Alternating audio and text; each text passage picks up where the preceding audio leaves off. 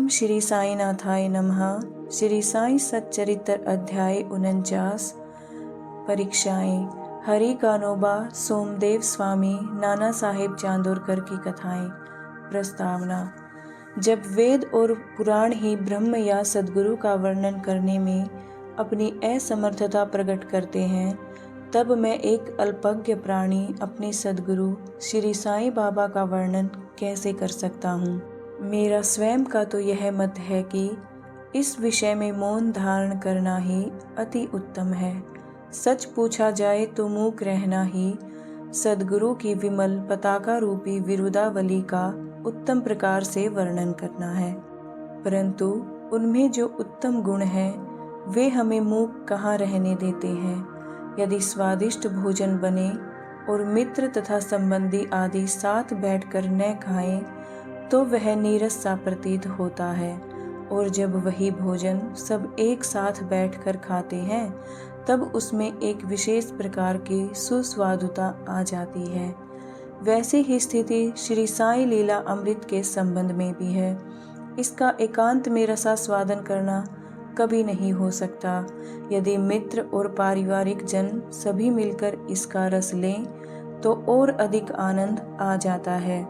श्री साईं बाबा स्वयं ही अंत्य प्रेरणा कर अपनी इच्छा अनुसार ही इन कथाओं को मुझसे वर्णित करा रहे हैं। इसीलिए हमारा तो केवल इतना ही कर्तव्य है कि अनन्य भाव से उनके शरणागत होकर उनका ही ध्यान करें। तप, साधन, तीर्थ यात्रा, व्रत एवं यज्ञ और दान से हरि भक्ति श्रेष्ठ है, और सद्गुरु का ध्यान इन सब में परम श्रेष्ठ है। इसीलिए सदैव मुख से साईं नाम का स्मरण कर उनके उपदेशों का निधिध्यासन एवं स्वरूप का चिंतन कर हृदय में उनके प्रति सत्य और प्रेम के भाव से समस्त चेष्टाएं करनी चाहिए। भव बंधन से मुक्त होने का इससे उत्तम साधन और कोई नहीं है। यदि हम उपयुक्त विधि से कर्म करते जाएं तो साईं को विवश होकर हमारी सहायता कर हमें मुक्ति प्रदान करनी ही पड़ेगी। अब इस अध्याय की कथा श्रवण करें। हरि कानोबा। बंबई के हरि कानोबा नामक एक महानुभाव ने अपने कई मित्रों और संबंधियों से साईं बाबा की अनेक लीलाएं सुनी थी, परंतु उन्हें विश्वास ही न होता था, क्योंकि वे संशयालु प्रकृति के व्यक्ति थे। अविश्वास उनके हृदय पटल पर अपना आसन जमाए हुए था। वे स्वयं बाबा की परीक्षा करने का निश्चय करके अपने कुछ मित्रों सहित बंबई से शिरडी आए। उन्होंने सिर पर एक जरी की पगड़ी और पैरों में नए सैंडल पहने थे। उन्होंने बाबा को दूर से ही देखकर उनके पास जाकर उन्हें प्रणाम तो करना चाहा, परंतु उनके नए सैंडल इस कार्य में बाधक बन गए। उनकी समझ में नहीं आ रहा था कि अब क्या किया जाए। तब उन्होंने अपने सैंडल मंडप के एक सुरक्षित कोने में रखे और मस्जिद में जाकर बाबा के दर्शन किए। उनका ध्यान सैंडलों पर अधिक लगा रहा। उन्होंने बड़ी नम्रतापूर्वक बाबा को प्रणाम किया और उनसे प्रसाद और उधि प्राप्त कर लौट आए। पर जब उन्होंने कोने में दृष्टि डाली तो देखा कि सैंडल तो अंतर्ध्यान हो चुके हैं। पर्याप्त छानबीन भी व्यर्थ ही हुई और अंत में निराश होकर वे अपने स्थान पर वापस आ गए। स्नान, पूजन और नैवेद्य आदि अर्पित करके वे भोजन करने को तो बैठे, परंतु वे पूरे समय उन सैंडलों के चिंतन में ही निमग्न रहे। भोजन कर मुंह हाथ धोकर जब वे बाहर आए तो उन्होंने एक मराठा बालक को अपनी ओर आते देखा, जिसके हाथ में डंडे के कोने पर एक नए सैंडलों का जोड़ा लटका हुआ था। उस बालक ने हाथ धोने के लिए बाहर आने वाले लोगों से कहा कि बाबा ने मुझे यह डंडा हाथ में देकर रास्तों में घूम घूम कर हरि का बेटा जरी का फेटा की पुकार लगाने को कहा है, और जो कोई कहे कि सैंडल हमारे हैं उससे पहले यह पूछना कि क्या उसका नाम हरि और उसके पिता का क अर्थात कानोबा से है। साथ ही यह भी देखना कि वह जरीदार साफा बांधे हुए है या नहीं, तब इन्हें उसे दे देना। बालक का कथन सुनकर हरि कानोबा को बेहद आनंद व आश्चर्य हुआ। उन्होंने आगे बढ़कर बालक से कहा कि ये हमारे ही सैंडल हैं, मेरा ही नाम हरि और मैं ही क अर्थात कानोबा का पुत्र हूँ। यह मेरा जरी का साफा देखो। बालक संतुष्ट हो गया और सैंडल उन्हें दे दी। उन्होंने सोचा कि मेरा जरीदार साफा तो सबको ही दिख रहा था, हो सकता है कि बाबा की भी दृष्टि में आ गया हो, परंतु यह मेरी शिरडी यात्रा का प्रथम अवसर है। फिर बाबा को यह कैसे विदित हो गया कि मेरा ही नाम हरि है और मेरे पिता का कानोबा। वह तो केवल बाबा की परीक्षार्थ ही वहाँ आया था। उसे इस घटना से बाबा की महानता विदित हो गई, उसकी इच्छा पूर्ण हो गई और वह सहर्ष घर लौट गया। सोमदेव स्वामी।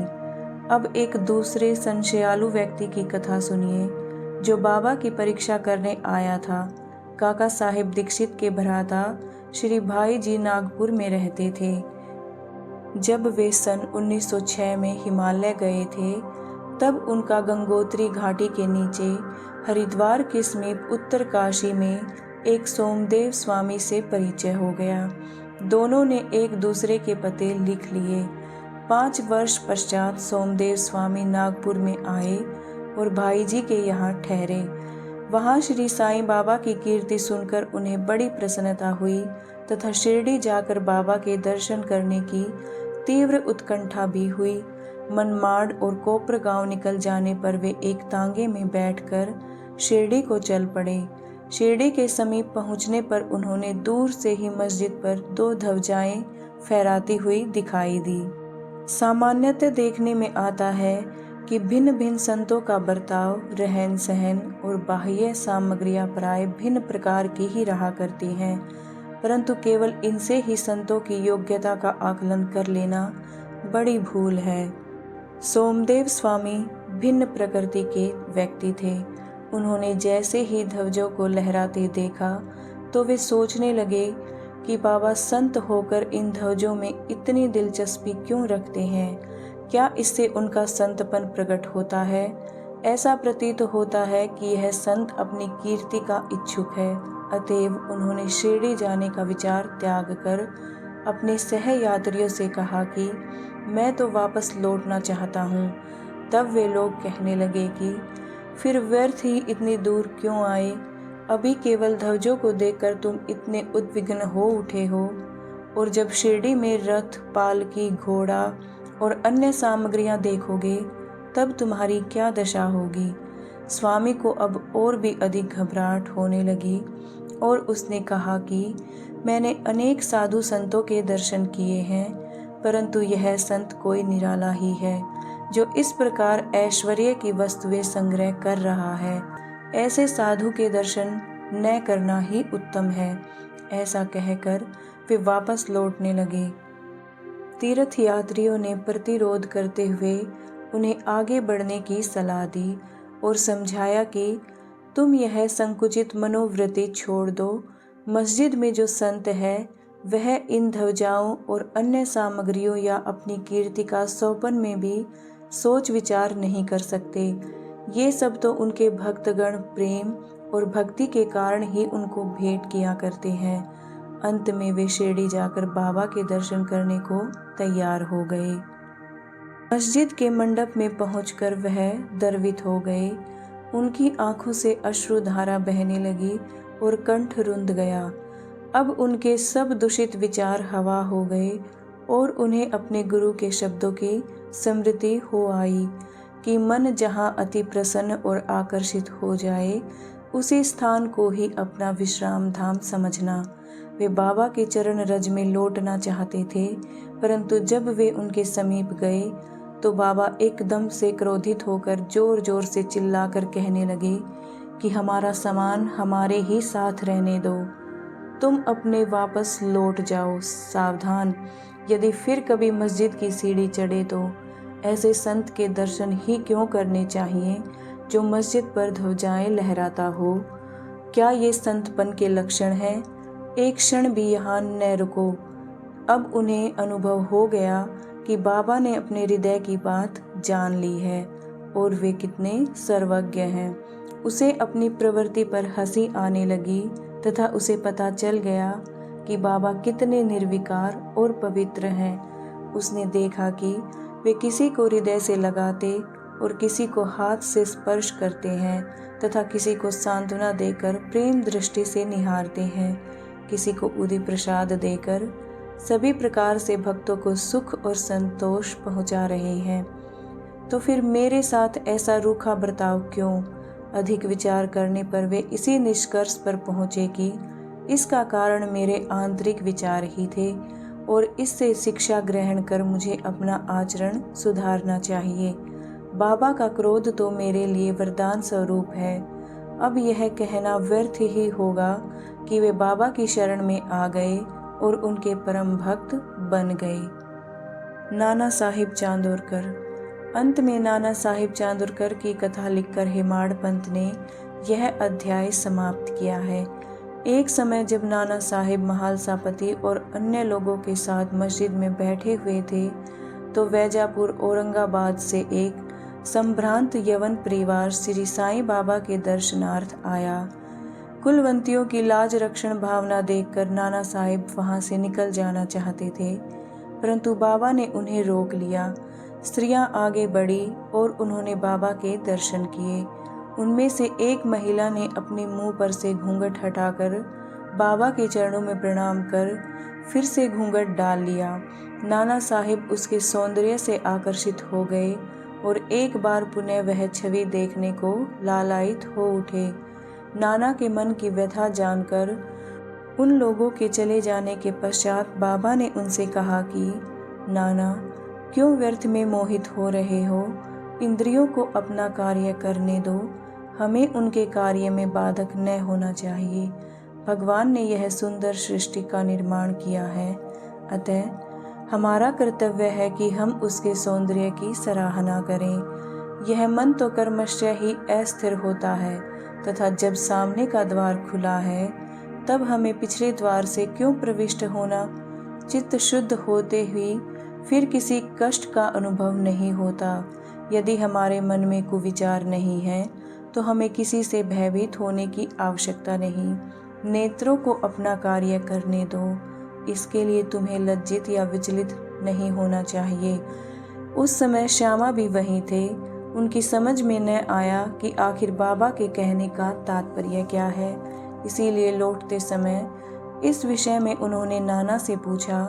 उस परम सुंदरी के सौंदर्य को देखकर जिस प्रकार वे मोहित हुए तथा यह व्यथा जानकर बाबा ने इस विषय पर जो उपदेश उन्हें दिया, उन्होंने उसका संपूर्ण वृत्तांत उनसे कहकर श्यामा को इस प्रकार समझाया। हमारा मन स्वभावतः ही चंचल है, पर हमें उसे लंपट न होने देना चाहिए। इंद्रियां चाहे भले ही चंचल हो जाएं, परंतु हमें अपने मन पर पूर्ण नियंत्रण रखकर उसे अशांत न होने देना चाहिए। इंद्रियां तो अपने विषय पदार्थों के लिए सदैव चेष्टा किया ही करती हैं, पर हमें उनके वशीभूत होकर उनके इच्छित पदार्थों के समीप न जाना चाहिए। कर्मशः प्रयत्न करते रहने से इस चंचलता को नियंत्रित किया जा सकता है।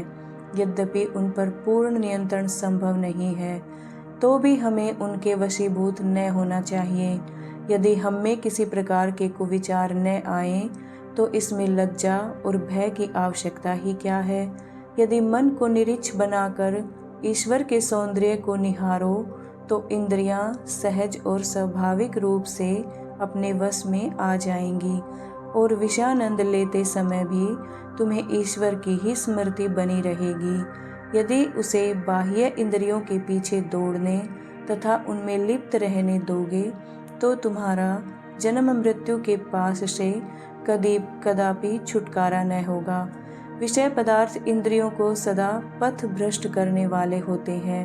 अतएव हमें विवेक को सारथी बनाकर मन की लगाम अपने हाथ में लेकर इंद्रिय रूपी घोड़े विष्णु पद की प्राप्ति करा देंगे, जो हमारा यथार्थ में परम सत्य धाम है और जहाँ गया हुआ प्राणी फिर कभी यहाँ नहीं लौटता। श्री सद्गुरु साईनाथार्पणमस्तु। शुभम भवतु।